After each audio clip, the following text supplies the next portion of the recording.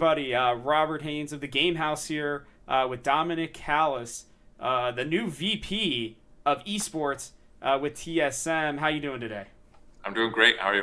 Doing great. Thank you for asking. First question here. I think the easy one. Why TSM?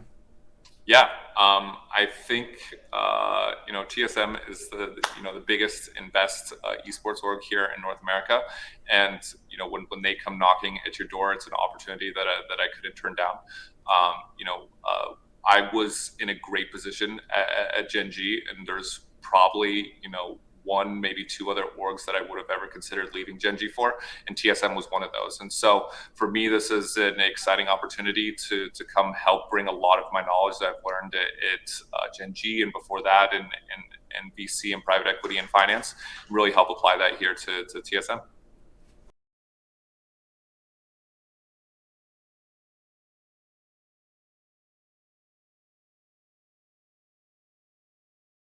Board here shortly is the executive team really is built out, and throughout that whole process a lot of that's being done through search firms, right? And so I think it's for me, I actually got reached out to by New Level Recruiting, one of the best recruiting orgs here in esports, and they did an amazing job and went through a competitive process there where they're not just looking to hire their best friends and put in people here who they think could just maybe have a ton of esports experience. They really just want to hire the best and brightest in the whole ecosystem, and bring in smart, talented people that have experience in knowing how to run businesses and run different divisions. Mm-hmm. Because again, I think that's something that TSM was lacking on, but they're working on fixing now, and it's exciting because it's going to be a new era here, and there's a lot of new faces coming in, and it's going to be really exciting.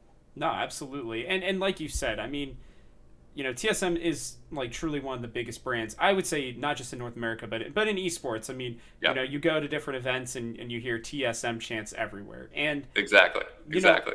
like you said, it's really perfect. Actually, you guys have been expanding a lot, and I would love to know kind of what goes into the decision making then to expand in like a certain area, Yeah. and generally, what are the initial goals? To accomplish in your mind, and when I'm talking about area, I mean like parts of the world too. As TSM's been expanding a lot eastward, what Yeah. does that kind of look like for you? Yeah, definitely. And look, that strategy that may have been happening over the last 2 years is definitely going to change with me coming aboard. But I'd say that I want to keep some of the core fundamentals. And so my biggest philosophy is, that making sure that TSM is hopefully in all the large tier one esports. Esports that are really delivering, a tier above everybody else, viewership, and being able to reach audiences that other esports can't be in. And if it's not a tier one esport, making sure that it's extremely profitable or it's delivering a ton of value for our partners, right? And if we're not in a certain esport, it's nothing personal, right? Like I've Mm-hmm. played and I've played almost every single game that's out there and every single esport that's out there. And yes, I would love to be in some of these games, but from a fan perspective, is it a game that we feel that we can win in consistently? Again, winning is a top priority for me. Yeah. Or is it a game that's actually driving enough viewership to justify the means that we put into it? I think a big thing to understand is that my big efforts going forward is that TSM doesn't half-ass anything, right? Yeah. And so if we're going to be in an esport and if we're going to invest in an esport, I really want to be able to give my full attention to it and give full resources to it. And if that's not the case, then that's not something we're going to have on our roster going forward, right? And so I think that this will be part of the process here of doing some initial cleanup and really understanding the direction and the teams we want to invest in going forward. But understanding that our goal is always to be in tier one esports, and so that will always be a key priority and focus. But then that also means taking bets on future esports, right? Like you can't just sit around and wait to be in all the biggest esports. And so for me, a big part of these first initial quarters is connecting with all the top tier developers within PC games, console games, mobile games, understanding all the different ecosystems, connecting with the directors of esports at all of these major companies, and understanding the new games that they have coming out. Current changes in models and fundamentals that are maybe in some esports that are tier two, but if the model works correctly, could be profitable. And so making sure that I have all those conversations and we have all the information possible so that we are in all the biggest and best esports. Okay. Yeah. No. And I mean, obviously, I think you all have done a great job. I mean, even grabbing people like Hikaru and going into chess, I think, Yeah. it was so surprising to see that signing, and then the next thing I know, like the TSM subreddit is losing it. They love him, Yeah. and so Yeah. I think that those are ways that you guys are definitely moving forward, and I'm going to be interested to see what you guys do next. And And yeah, I just want to add one comment to that. yeah, I think a lot of things too. It wasn't just because Hikaru is an amazing content creator and just is what he is. He's a winner, right? Like yeah, he's won multiple chess championships, and that's something that was really really important to us. Is that we want to pick up winners. We want to pick up people who want to win, and that's also an important thing when we look to expand internationally as well, right? For us, when we enter, Brazil with Free Fire, or we hmm, enter India with BGMI, the reason we're entering those ecosystems with those teams is because we believe that those teams can get on a global stage and win global championships and drive meaningful viewership, right? yeah, And so for us, it's like it would be easy and convenient to put, a BGMI team or a Free Fire team here in North America, but the resources and the core underlying infrastructure for those games here in North America wouldn't lead to their overall success on the global stage. And yeah. that's ultimately what we want, is to win championships and to be considered a winning org. And so that's why we go into these markets and go into these areas where we feel that we can win. So when you're talking about there's a lot of talk about winning, right? And Yep. if a certain part of the org is struggling, you mentioned cleanup. Can you talk a little bit about like the process of cleaning something up, or kind of I don't know, revitalizing it in a sense? Yeah, definitely. And I think cleanup is not necessarily the right word. I think it's just more refocus, right? Okay. And to tell you the truth, I can't actually share that much information on that right now. Yeah, that makes sense. And the big reason for that is, we're still going through the process of working with our finance team to put together, a really good structured profit and loss statement, and understanding the true financials behind all of our teams, right? Again, was a process that, I've come in and was something I asked for on, day one, to make sure that I'm not making these decisions just on the basis of hunches or feelings, or I heard someone say. It's more done on data and analytics, and there's a true basis behind all of the reasons and the roster changes and the things that we do. And that may sound boring and not as much fun, but I think if you're going to make decisions and sign new exciting people and do all these sort of things, you need to be able to have data and metrics, be able to validate all that sort of stuff. And so that's something that's just a different sort of mindset that I'm looking to really implement here.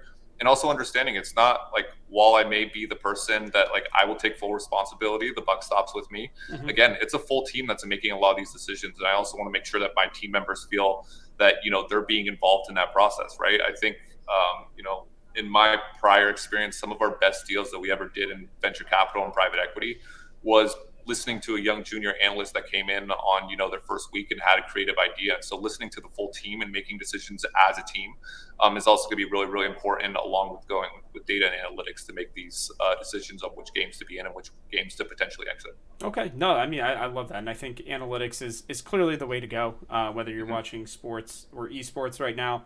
It's the newfound way. And with that, I think it's going to be interesting because, since I know you can't dive too much into this, but when you're looking at a new roster or when you're looking at a new game, what is the thought Yep. process between making like additions and subtractions in terms of the players, and, Yep. and can you dive just a tiny bit deeper into new Yeah. games specifically? Yeah, definitely. And I think it's going to be a little bit disappointing answer for you, It's okay. but again, if I'm the person who's sitting around and making decisions on if who we should be adding or taking away from our LCS team or our mobile teams or all that sort of stuff, something is fundamentally wrong, right? Okay. It is really really my job to really help institute a model that's been proven across every single sport, Mm-hmm. and to be successful, to really trust your coaches, to trust your GMs to make those decisions. And it's for me to basically help challenge those individuals when they want to make a roster move one way or the other, and basically say, hey, have you thought about all the points, and is this the right way of going forward? But if I'm the person who's actually signing, telling coaches and GMs who to pick and sign, then you're not putting any trust in those people, and why are you even hiring those people in the first place? Absolutely. And don't get me wrong, there's a lot of esports orgs that do that they want their head executive and they want their CEO to basically be telling who to play and who to start, but that's not a mentality that I have. It's going to be a really, really big focus for me to make sure to have a good GM structure, to have a good team manager structure, and also start adding new structures in place, right? So to have, a new head of scouting, and to make sure that I have a head of performance and be able to take feedback and data and from all of those sort of people to make strategic decisions on building and constructing the best rosters possible. Okay, yeah, no, that's great. Actually, that was a perfect answer because I was hearing you talk, and you're like, yeah, we got all these teams and everything. I'm like, man, if you're making all those roster decisions, No, you are not sleeping, my friend. yeah, yeah. The one that is interesting though is because this one's obviously a little different in terms of a GM or a coaching structure. I Yeah. saw you are also doing the content creator side of it too. Yeah, yeah, definitely. What does that look like? Are you still going to be kind of like having a general manager of that area more, or Yeah. yeah? So that's the way you're looking right now. Yeah, and so right now we are actually have those people in place, right? And so a lot of this was done by other individuals who were within the org. But I think that there are highly, highly talented people within TSM that weren't fully being utilized to their full capabilities. The individual Mike Scales that's going to be, helping oversee some of our content creators and our decisions on that end is one of the best minds that I've ever seen within esports, and is highly, highly skilled at being able to find and not just sign talent, but keep talent and all that sort of stuff. And so again, this is going to be a long process. There were some highly valuable people here at the org who left, and so we're looking to fill those holes, and that may take a little bit more time, to be seen publicly than what was necessarily in a certain way. But I definitely do think that there's the right people here. And again, we're all going to work together as a team and make recommendations on how we can not only sign new and exciting talent, but help improve and amplify our current talent, and go from there. And I do believe that Mike is one of the best and will be able to help lead that for us. That's awesome. No, that's great to hear. And I think as orgs are really starting to make pushes, right? I mean, TSM has been the standard for so long, and it feels like orgs are really challenging TSM right now, in a lot of different ways. And I want to know, maybe if you can express if it feels that way, maybe on your guys' end as well, and how TSM can continue to push itself forward and try to, I don't know, increase the gap again. Yeah, definitely. And to tell you the truth, as you said, we have a lot of teams and a lot of things going on here at TSM, and that's where my main focus is going to be. I think if you spend too much time looking at what other teams are doing or trying to compare yourself to other orgs, you don't have full context into what's going on, what they're doing, what their strategies are. They may be totally different from what yours are internally. So the one thing that I know is I can make TSM's esports side and competitive side and content creator side the most successful if I focus on my teams. And there's going to be a lot of noise in the ecosystem. There's going to be a lot of people calling and chirping at TSM, and that's great. Like a lot that helps drives their impressions and likes, and I totally understand it and appreciate it. But a big focus for me is going to be a little bit just focusing on our team, making sure that we have our ducks in a row. Because when I feel that we can get to that point and we have everything running and we can run everything as smoothly as I'd like and implement all the changes here over the next year that, I really do want to implement, I really do think that we'll continue to be the biggest and best esports org here in North America.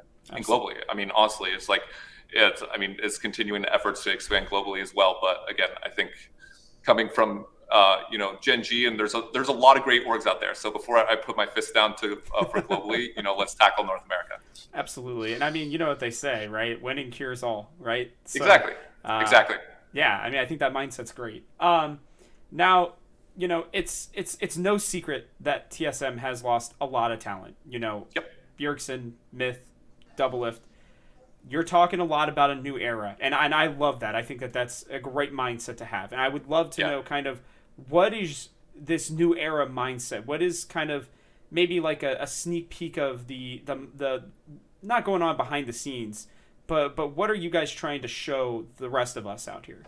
Yeah, so I think the big thing is you view TSM up until I'd say last year very much as any other esports org, in a sense that it's a bunch of people that came together, where it was able to get a little bit of initial funding and basically put together a few teams and start to grow. And TSM just did that bigger and better than everybody else, right? But that didn't necessarily meant that they had the core fundamental foundation in place to be able to scale that quickly. And so I think what you can view this new era is view TSM as, you know, getting back to its core roots a little bit and being able to bring in an executive team to be able to help build out and make sure that we have a strong foundation that we can continue to succeed from. I think that it's not just TSM. I think you're going to see a lot of orgs going through these growing pains when you reach a certain size and scale. But TSM being that the fact that we've grown faster than a lot of other orgs are just reaching that point, you know, before other teams, right? And I think a lot of the reason, you know, that we lost talent was there's a variety of different reasons. I think a lot of people try to convey that it was all one single cause or it was all one single individual, that, you know, why people make changes. It's like, no, everybody makes a change. I left Gen G, which was a perfect situation for me, right? Like, everyone makes different life changes that benefits them. And so all the people that have left, that's awesome. And they're going to go out and they're going to do really, really big, exciting things. And I want to continue to champion them. I don't have any sour grapes or any, I don't think anyone here at TSM has any sour feelings to anyone that's left. They've all continued to support them and wish them the best on their future success. The difference is here, you know, with the new era with TSM, what we really want to focus on is bringing in some really, really good, highly skilled, talented individuals on the executive team that can help build out the processes and operations that are needed to scale into $1 billion company and make sure that we have the best teams and we have the best creators. But to start with that, you need to have a strong foundation. Absolutely, and I know reaching unicorn status is something that's very important in the investing world. So yes, that's I think that's, for those who don't know, it's a good mindset to have. So the LCS season's about to start, right? We're a couple days away, and I know you're letting, you know, the GMs and everything make the decisions, but I would like to know, you know, obviously trying to try to bring everything together with COVID and whatnot has been tough. What went into the decision of having the academy team start instead of maybe more of a mix, if you can't speak on that? Yeah, no, I can definitely speak on it. So again, you kind of already led with the question a little bit, but ultimately it kind of boils down to, you know, 4 different things. So I'd say it's, you know, COVID was the main overall leading cause, right? Like, I think if this virus wasn't here and the risk and safety to our players wasn't in play, there'd be a lot of other things that would have happened. So COVID is the leading cause there. And then, you know, also because of COVID, you run into visa issues, right? Like, a lot of these people don't understand. It's like, we process more visas and travel documents than most, you know, any soccer team or basically any teams in the world, right? As I said, I got players from 20 different regions, but that doesn't even count the amount of visas and stuff we're going through on a weekly basis. So COVID, visas, there was definitely miscommunication, and there was, you know, there weren't the proper processes in place to, you know, make sure that this off season could have been as successful as possible. And I'm already taking the steps to change that. So I think one of the big things that I can even share with you is that, you know, going forward, our LCS roster will always be boot camping in China during the months of December. Wow. And our academy team will continue to go to South Korea like they did this year. But that will be a 2 times a year thing. So we will be sending our academy team there between spring and summer split, and we'll be sending them there to boot camp in December as well. And that's something that, you know, I don't think any other LCS org is providing, is the resources and opportunity for development of our players there. And it's not necessarily because those regions have better players or anything. It just provides us with more scrim opportunities, right? So the LPL and, you know, their development league, that leaves us, I believe, with 32 or 34 different teams that we can practice against that are there on a regular basis. And we just get to see so many different formations of the game, which gives us a strategic advantage when we come back here to North America. And to tell you the truth, if we knew that all the teams and all the academy teams were going to stay here in North America during these break periods, we would stay here and scrim with them. But given that, you know, a lot of teams travel to Europe or travel to Korea or all different regions around the world, we need to take the steps to ensure that we could get as much practice as possible. So, you know, we already have our individuals who are within China helping getting us set up for boot camps here in 2022, getting facilities already set up for that sort of stuff. And it's that sort of future planning and that sort of stuff that wasn't available here before. And it's that sort of like thinking of like, how do we develop for success, not just now, but for a year from now, 5 years from now, that hopefully I can bring to the table that wasn't here before.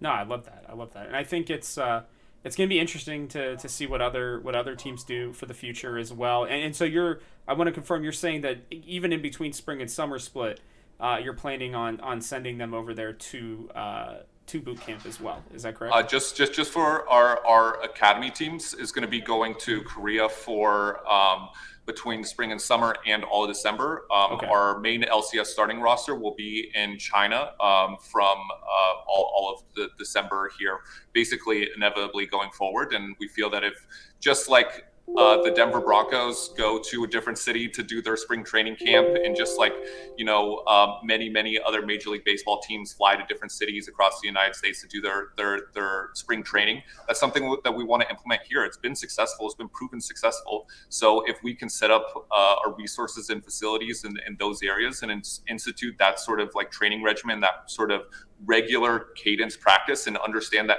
hey, if you sign with TSM, you get to go travel abroad and go see the world as well, right? And for a lot of LCS players, like they come here to North America, or they were raised here in North America, and they never get to leave, right? And so understanding that being on TSM, who truly is a global org, you get to get foreign travel and foreign experience on that as well, which is super exciting. Absolutely. I got a couple more questions because I know your time is limited, and I want to make sure I don't go over too much here. But can you give me a little bit on the statuses of Kaido and Shinyi? Yeah, so things are trending really well there. We're expecting to have them here in the U.S. shortly. Obviously, don't want to confirm to any exact dates. Yeah. But what I'm saying is, we're on a fine line of making sure that they can get here within proper time. But all things are trending positive right now, and so we should be looking to have our full LCS roster here coming to the United States as soon as possible. Again, I think it was just some of these things that happened with slow visa processing times and all this sort of stuff. Initially, we had basically planned that all the guys would be back here in early January, and that we would be going into lock in with this brand new, full, exciting roster. Mm-hmm. But we haven't had the opportunity to be able to do that. And so while that's frustrating, a lot of this stuff is outside of our control. And so I'm doing what I can and what's in my power, what's within my control, to make sure that we get these guys here as soon as possible. But I can say things are trending positively. That's great to hear. I'm sure a lot of fans are going to be very excited. I got one more, I guess, semi-griller, and then we'll get into the last couple questions for you to the people to get to know you. Yeah. Can you give us a hint about TSM Valorant? Is there anything coming soon? I can say we definitely talked about this morning. Dates are being scheduled right now for announcements. Fans will be super excited. Scrims are going super well. So continue to buy those scrim bucks. It should be an exciting year for TSM Valorant. Now, I know they're going to be very excited about that as well. Now let's take a few minutes to get to know you. Obviously, this is a big position for TSM, and a lot of fans are going to want to get to know you. So, what's your favorite game of all time? So this is going to sound. I don't think you can have a favorite game, and that's a cop out answer. But let me just say that I was actually started within gaming from a young age. On my dad's side, he has 9 brothers and sisters, so I am one of 27 first cousins.